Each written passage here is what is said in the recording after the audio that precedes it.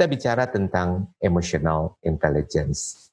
Emotional intelligence itu adalah suatu hal yang sebetulnya penting sekali untuk kita ketahui, untuk kita bisa membuka suatu pertimbangan baru, wawasan baru, dan ini juga bisa merupakan suatu hal pembelajaran. Karena apa?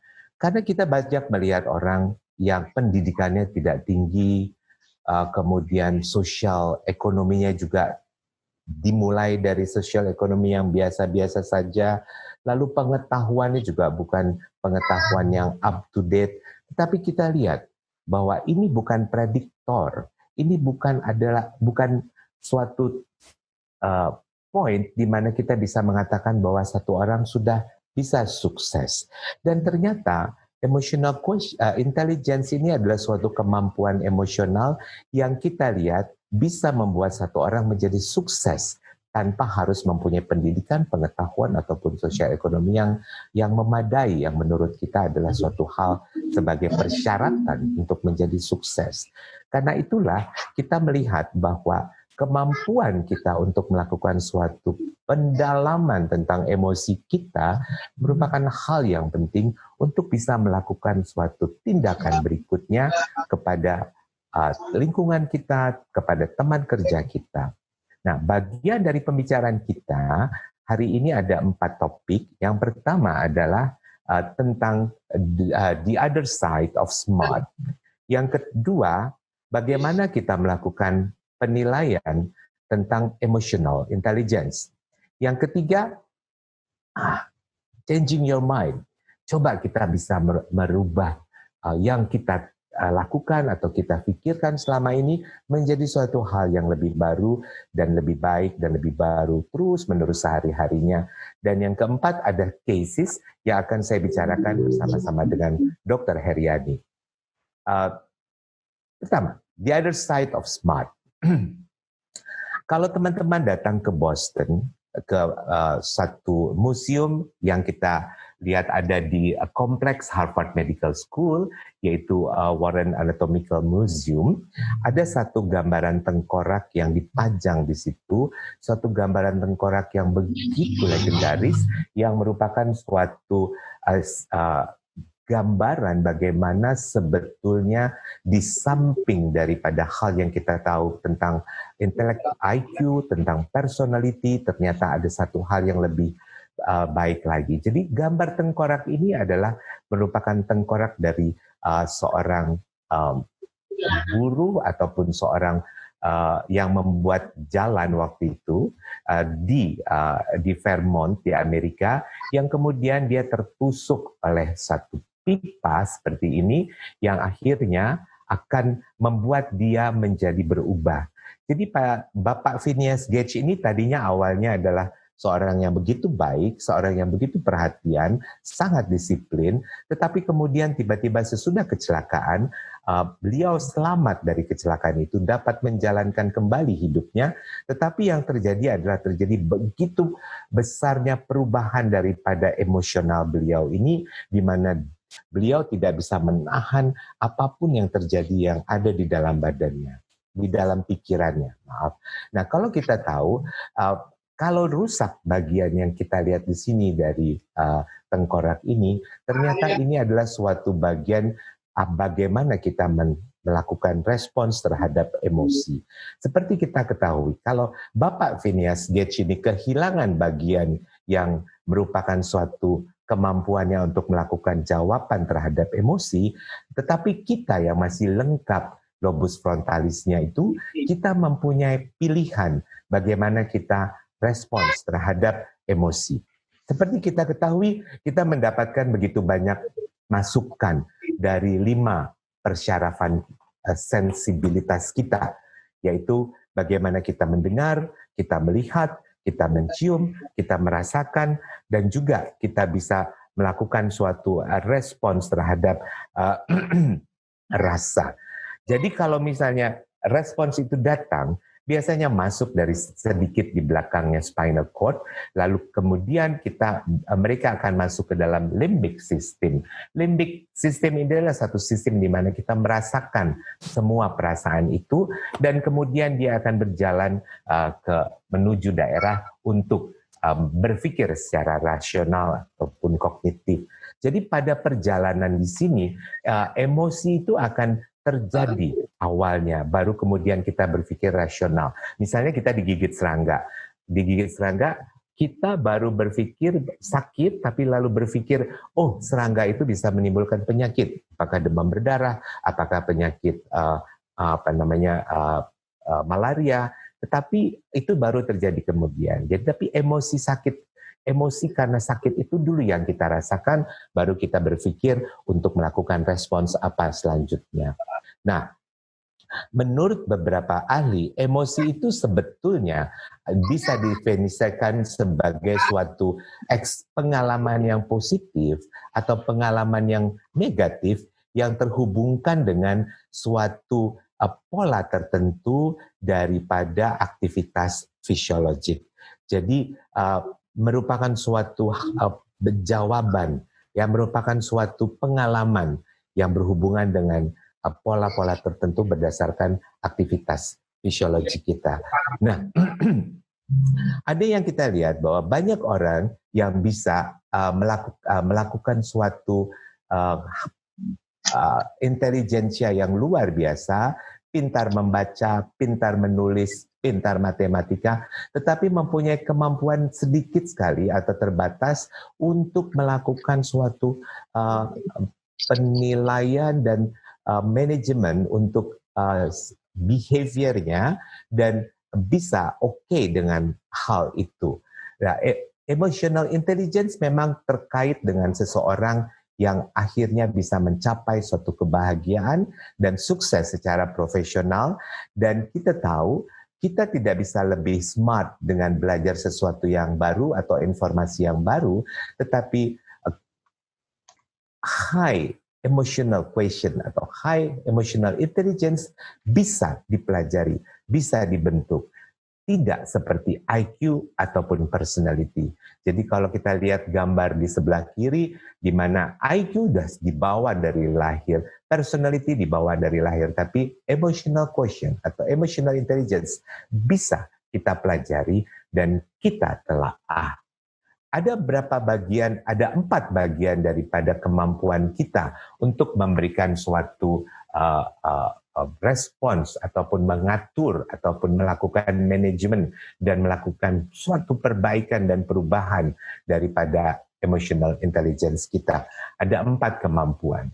Yang pertama adalah self-awareness, yaitu bagaimana kita waspada terhadap diri sendiri, dan kemudian self-management, bagaimana kita bisa memanage diri kita sendiri.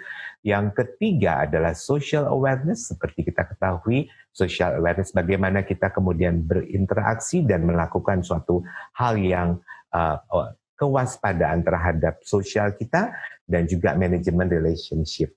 Saya harapkan nanti Dr. Heriani juga akan lebih mendalami lagi, kita akan mendalami lagi 4 skill yang kita sebutkan di sini. Jadi ini ada dalam setiap manusia, setiap individu. Saya akan bercerita dulu tentang satu cerita yang banyak dipakai untuk melihat bagaimana melakukan suatu pengaturan terhadap emotional intelligence. Cerita seorang wanita bernama Liliana. Ibu Liliana ini pernah bertemu dengan seorang temannya dan diajak bekerja di tempat yang baru. Padahal di tempat yang lama dia sudah begitu settle, dan kemudian karena melihat ada peluang di tempat kerja yang kedua, dia akan pindah ke tempat kerja yang kedua. Lalu kemudian di tempat kerja yang kedua ternyata beliau mendapatkan bahwa dia tidak diajak pada banyak acara dan juga tidak diajak pada proyek-proyek yang begitu penting, karena dianggap sebagai satu individu yang baru, dan dia pasti merasa kecewa untuk hal ini. Dan kemudian Ibu Liliana ini melihat kepada dirinya sendiri, apa yang terjadi, apa sebetulnya yang ada pada saya. Saya bukan hanya kecewa, saya bukan hanya marah, tetapi saya harus waspada ini di diri saya ada apa sebetulnya yang mestinya saya perbaiki. Bukan hanya karena marah, jengkel, kecewa, bete, gak diajak rapat, tapi kemudian Ibu Liliana melihat ke dalam yang kita sebut dengan self-awareness. Jadi self-awareness itu adalah bagaimana kita melakukan suatu pengertian, kemampuan kita untuk mengerti diri kita sendiri dan mengerti tentang perasaan kita. Ini bisa kita lakukan untuk melakukan self-assessment dan juga melakukan suatu pengertian terhadap hal yang kita anggap kelemahan kita, dan kemudian ini akan juga menumbuhkan suatu self-confidence, rasa percaya diri bahwa kita sebetulnya bisa untuk membuat kita lebih ke depan. Inilah yang disebut dengan self-awareness. Lalu Ibu Liliana ini kemudian belajar. Dia mempelajari apa sebetulnya teknik-teknik apa hal yang sebetulnya bisa kita lakukan untuk bisa mengerti tentang masalah yang ada. Ini disebut dengan self-management. Jadi kalau misalnya kita tahu self-management ini merupakan suatu kontrol emosional dan merupakan bagian yang penting daripada kematangan emosional. Sasarannya adalah bahwa kita punya goal, kita punya satu tujuan yang membuat kita akan maju ke depan dan lebih baik dibandingkan dengan harus kita terdampar dengan emosi-emosi kita. Dan ini kita harus betul-betul jujur dan terbuka terhadap diri kita, apa sebetulnya yang membuat kita menjadi lemah dan kemudian bagaimana cara kita melakukan perbaikan, dan ini merupakan suatu adaptasi yang hebat yang membuat kita menjadi lebih tangguh. Lalu kemudian Ibu Liliana pergi ke temannya, lalu dia katakan bahwa saya kira kita akan melakukan suatu proyek yang penting. Saya kira kita akan bisa membuat suatu rencana seperti ini, seperti ini. Inilah yang disebut dengan social awareness. Jadi bagian ketiga dari kemampuan kita untuk melakukan suatu pada emotional intelligence kita. Kebanyakan social awareness ini adalah empati. Jadi empati ini adalah kemampuan kita untuk membentuk hubungan dengan orang lain, mengerti emosi satu sama lain, dan bisa melakukan suatu hal yang sifatnya adalah menolong dan service oriented. Ini adalah empati. Ini dilakukan oleh Ibu Liliana dan ini adalah bagian ketiga daripada emotional intelligence. Dan yang keempat kemudian adalah relation management. Ini merupakan inspirasi untuk menjadi pemimpin. Jadi dengan melakukan suatu management relationship, kita akan bisa membangun suatu networking ataupun hubungan yang lebih baik, dan ini adalah ciri khasnya kita menjadi role model. Kita kelihatan seperti a good mentor dan kita bisa melakukan suatu manajemen klinik. Di sinilah diperlukan suatu pribadi yang ataupun suatu respons barangkali yang bisa membuat kita kelihatan bisa negosiasi, bisa melakukan suatu perbaikan untuk hal-hal yang terjadi atau kesulitan yang terjadi dan membentuk orang-orang lain untuk lebih baik lagi skillnya dan pengetahuannya. Jadi kawan-kawan, ini adalah bagian daripada emotional intelligence yang mesti kita lihat. Lalu kemudian bagaimana caranya? Apakah kita perlu untuk melakukan suatu testing untuk emotional intelligence? Ya, banyak dikatakan bahwa emotional intelligence itu adalah interpretasi daripada perasaan kita. Dan perasaan kita itu timbul dari motivasi yang kadang-kadang tidak berkoneksi dengan otak kita. Jadi ada hambatan pada perjalanannya.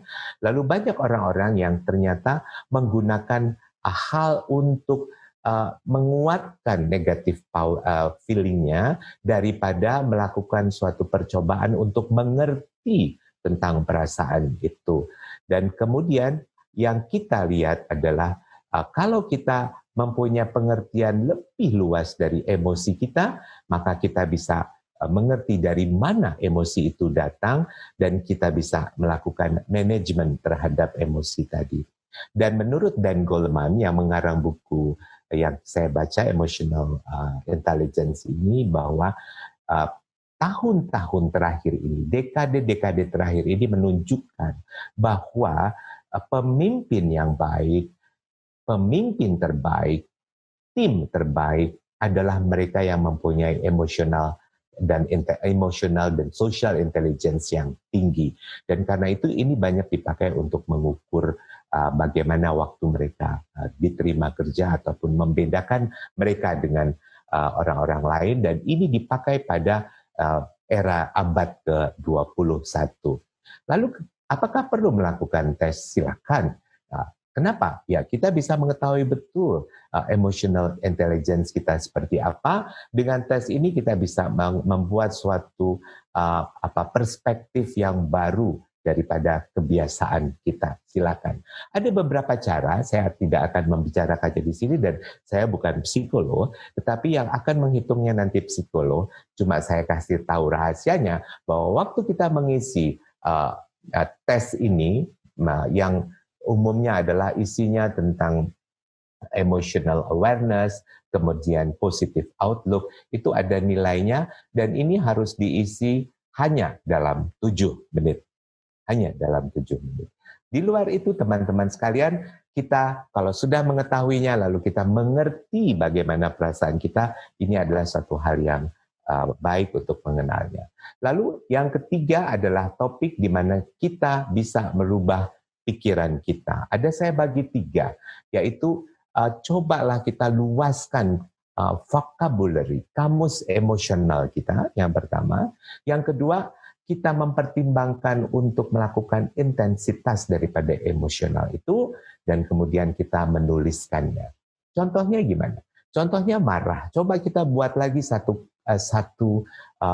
vocabulary atau kamus tentang kata marah ini. Misalnya ini saya pakai dalam bahasa Indonesia karena kita bicara dengan bahasa Indonesia. Selain marah, apalagi yang ada? Ada lagi misalnya frustrasi. Apakah saya marah tapi frustrasi?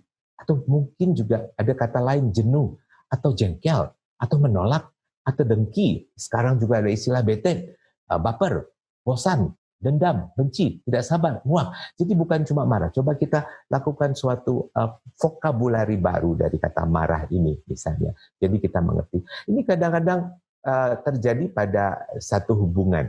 Ya, antara satu dengan satu orang lain, di mana dia katakan, itu istri saya marah.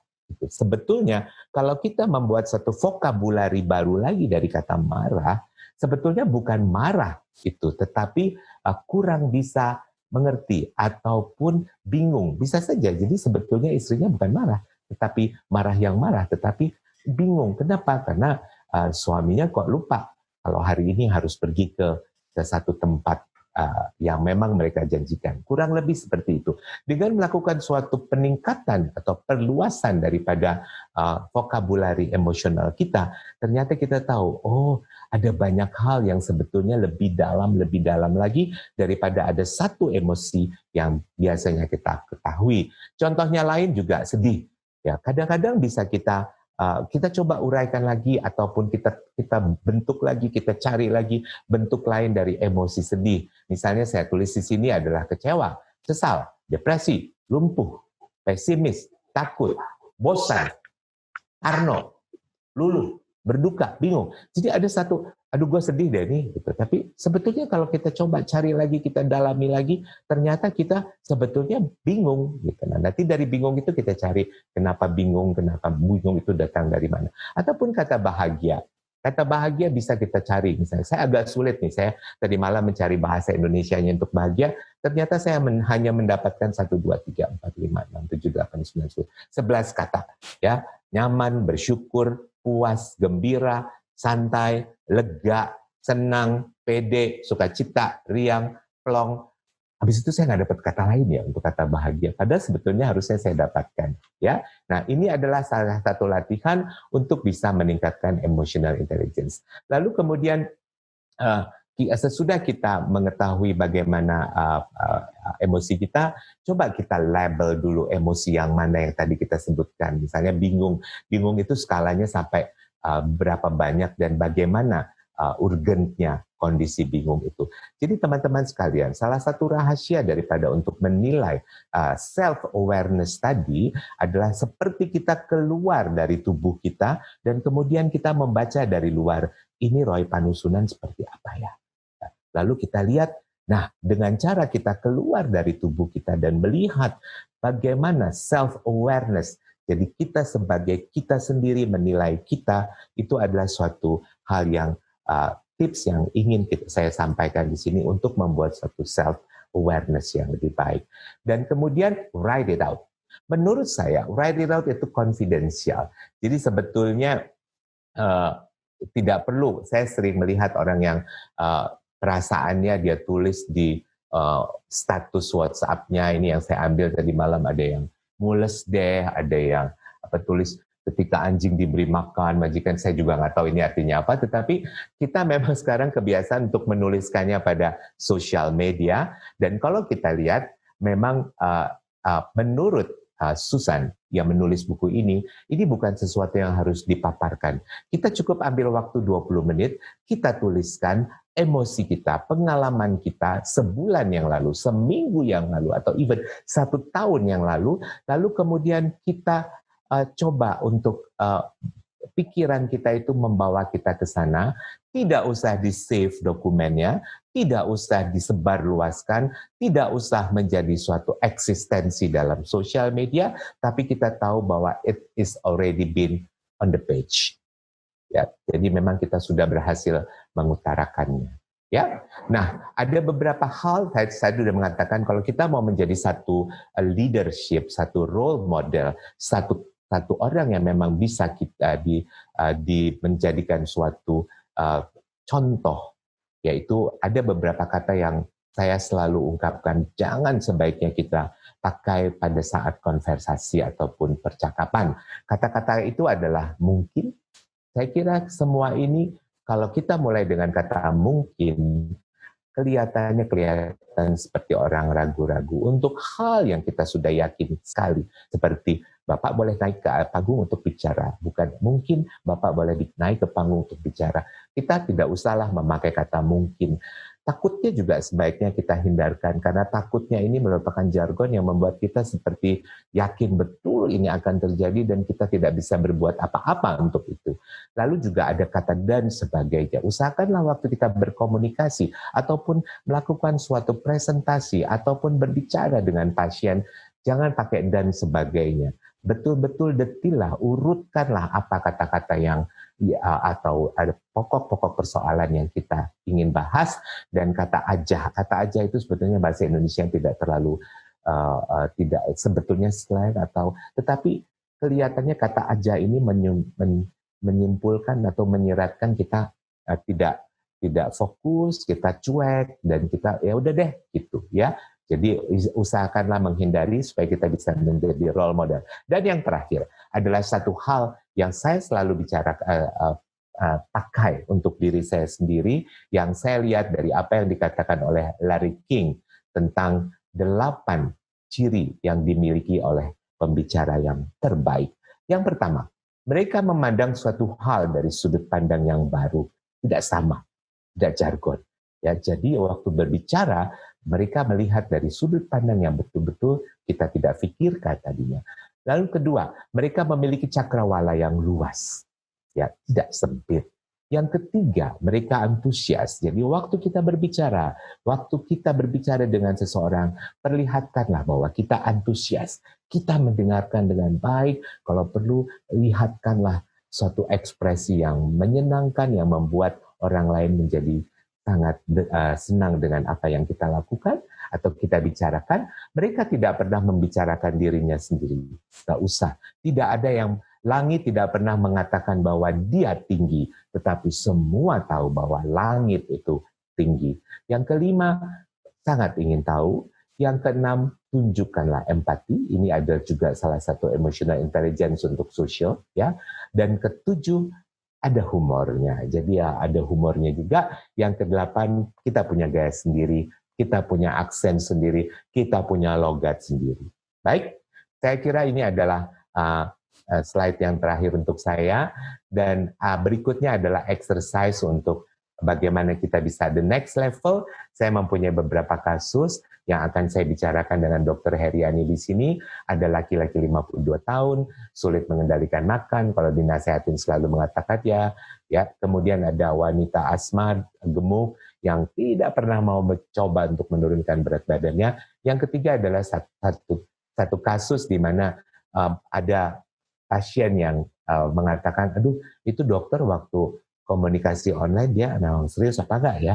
Kok begitu ya? Begitu. Nah, oleh karena itu saya akan berikan mikrofon ini kepada ataupun layar ini kepada teman saya, sahabat saya, Dr. Heriani Suyani, yang hari ini kebetulan tiba-tiba nggak tahu sama-sama bajunya warna pink begini. Kita nggak janjian sama sekali.